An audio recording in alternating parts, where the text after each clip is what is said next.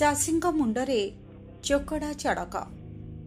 କୋରାପୁଟ ଜିଲ୍ଲାର hectare hectare ଜମିର ଧାନକୁ ଖାଇ ଯାଉଛନ୍ତି ଚୋକଡ଼ା ପୋକ।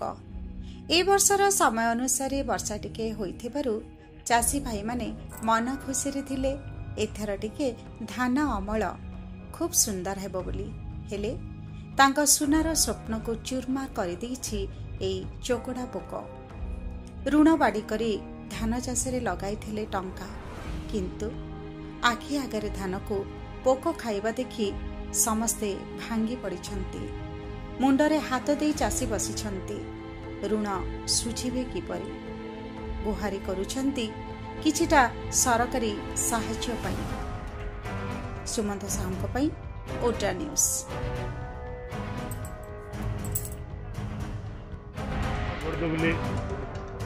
नाटा रविचंद्र गौड़ बोर्ड दुबली सरीगुड़ा जीपी ब्लॉक सरीगुड़ा आज्ञा मोर चाष कर जिते बेले चाष है चाषटा धानटा भल उठला माठिया माटी बस पड़े जिते 4 थर है मेडिसिन मारली 10,000 टका आनिकी आम ऊपर लेवल कोरापुटू आम सीओ आज्ञा आंके सब आसते देखले परीक्षा करले भी ना छाड़ले ना जोटा है छाड़देले।